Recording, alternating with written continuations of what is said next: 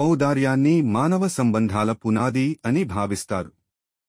దానంలో పాల్గొనడం వల్ల వ్యక్తి జీవితంలో అనేక మార్గాలలో పునీతిని మరియు సంతృప్తిని పొందుతారు.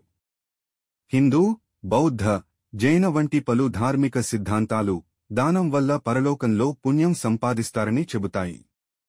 దానమిచ్చినవారు పునర్జన్మలో మరింత మంచి పరిస్థితుల్లో పుడతారని విశ్వసిస్తారు. దానం వల్ల సమాజంలో ఆర్థిక అసమానతలు కొంతమేరకు తగ్గిపోతాయి.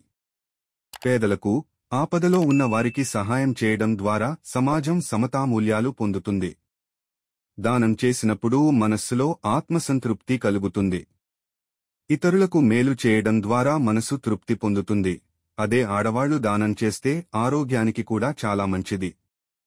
దానం వల్ల ఇతరులకు సానుకూల సంకేతాలు అందిస్తారు. ఇది ఒకరి మంచితనాన్ని, ఔదార్యాన్ని ప్రదర్శించడానికి ఒక మంచి మార్గం. దానం వల్ల మనిషి మధ్య సంబంధాలు మరింత బలపడుతాయి. ఒకరికి సహాయం చేయడం ద్వారా ఆప్యాయత మరియు ప్రేమాభిమానాలు పెరుగుతాయి. కర్మ సిద్ధాంతం ప్రకారం మనం చేస్తున్న పనులు మళ్లీ మనకు తిరిగి వస్తాయి. మంచిని చేస్తే అది మనకు మంచి ఫలితాలను ఇస్తుంది. దానాన్ని ఒక సాత్విక కర్మగా భావించి దాని ద్వారా మనం కూడా మంచి ఫలితాలను పొందుతామని నమ్ముతారు.